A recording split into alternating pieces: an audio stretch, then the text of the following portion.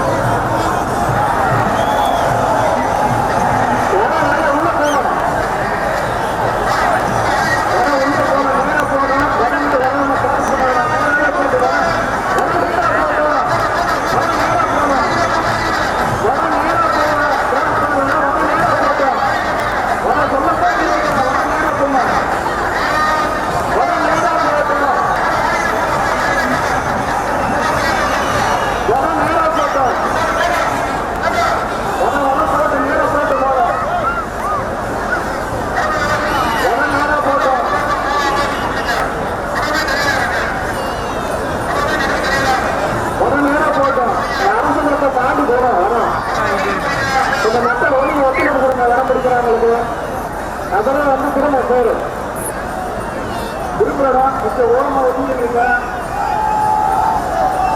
நம்மளோட எல்லாம் இன்னொரு இருக்கணும் ரெடி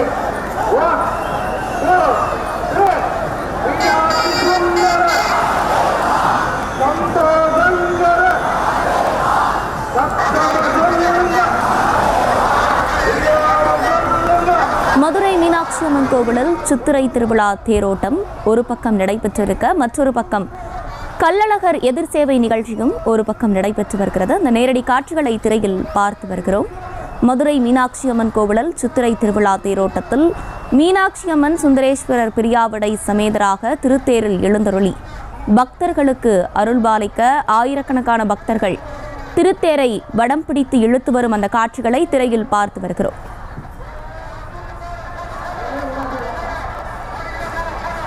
மேலும் விவரங்களோடு இணைகிறார் செய்தியாளர் நவநீத கிருஷ்ணன். வணக்கம், விவரங்களை வழங்கலாம்.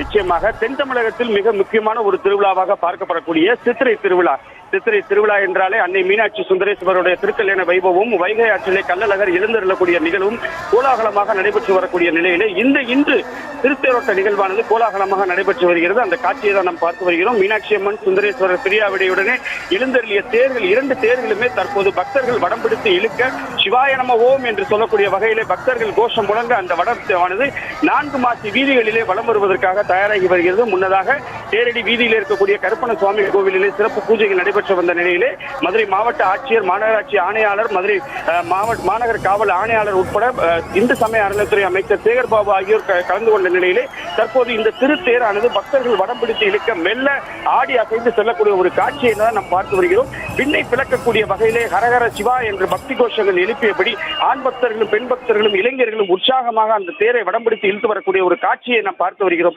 குறிப்பாக மதுரை மீனாட்சி அம்மன் கோவில் சித்திரை திருவிழாவை பொறுத்தவரை பார்த்தோமானால் 12ஆம் தேதி கொடியேற்றத்துடன் தொடங்கி ஒவ்வொரு நாளும் காலை மாலை வேளைகளிலே சுவாமி அம்மன் பல்வேறு வாகனங்களில் வீதி உலா வந்த நிலையிலே முக்கிய நிகழ்ச்சியான மீனாட்சி பட்டாபிஷேகம் திக்விஜயம் முடிவடைந்த நிலையிலே நேற்று பூப்பல்லாக்கும் திருக்கல்யாண வைபவம் கோலாகலமாக நடைபெற்றது. இந்த விழாவின் முத்தாய்ப்பாக தற்போது திருத்தேரோட்டம் வெகு விமர்சையாக தொடர்ந்து நடைபெற்று வரக்கூடிய காட்சியை நம்மால் காண முடிகிறது. திருத்தேரோட்டத்தை முன்னிட்டு ஏற்கனவே நான் சொன்னது போல நீலமாசி வீதியில் இருக்கக்கூடிய தேரடி பகுதிக்கு மீனாட்சி அம்மனும் சுந்தரேஸ்வரரும் பிரியாவிடை சமேதராக கோவிலில் இருந்து அலங்கரிக்கப்பட்ட பல்லக்கில் அழைத்து வரப்பட்டு அம்மனுக்கும் சுவாமிக்கும் சிறப்பு ஆராதனைகள் நடத்தப்பட்டது.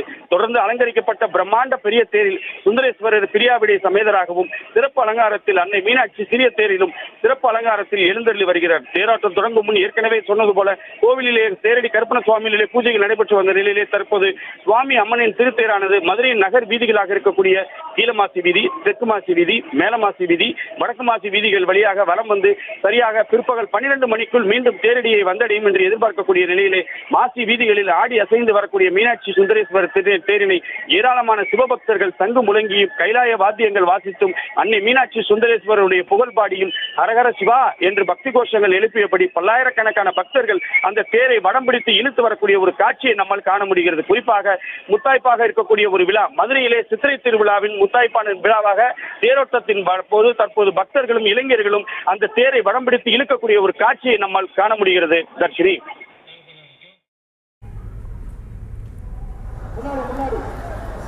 விவரங்களை வழங்கியமைக்கு நன்றி நவநீத கிருஷ்ணன்.